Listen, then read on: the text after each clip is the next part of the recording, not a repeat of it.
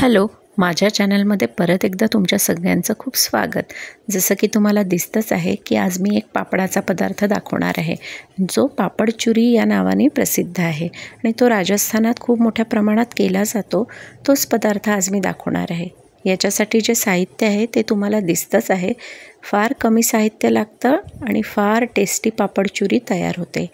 आता याच्यामध्ये सर्वप्रथम मी कोणते पापड घेतले आहे तर मी मुगाचे 5 पापड घेतले आहे।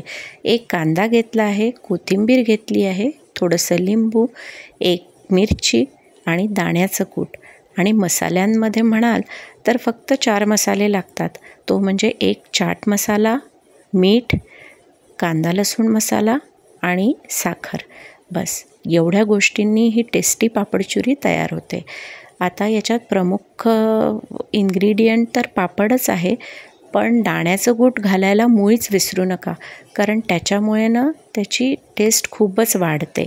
आता खूपदा असं होतं की जेवताना आपल्याला भाजी आवडलेली नसते जी आपण केलेली असते, त्यावेळेला ही पापड चुरी हा खूप छान पर्याय होऊन जातो आणि आपल्याला ना जेवण्याची इच्छा व्हायला लागते ही पापड चुरी बघून।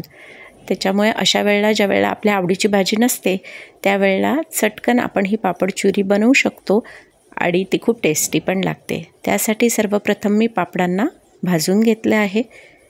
आता मी इथे मुगाचे पापड घेतले आहे, तुम्ही उडदाचे पापडसुद्धा घेऊ शकता।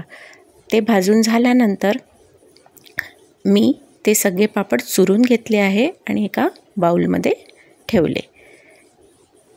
आता याच्यामध्ये आपण जे काही टाकणार आहोत ते साहित्य तयार केलं। त्याच्यासाठी सगळ्यात पहिल्यांदा तर कांदा चिरून घेतला। आता कांदा चिरताना तो खूपही बारीक चिरायचा नाही, कारण त्याचा तो क्रंचीनेस आला पाहिजे। कोथिंबीर घातली आहे आणि मिरची। आता मिरची मी थोडी तिखट घातली आहे, ज्यांना नको असेल त्यांनी कमी तिखट मिरची पण ते घालू शकतात। हे सगळं मी मिक्स केलं बाउलमध्ये।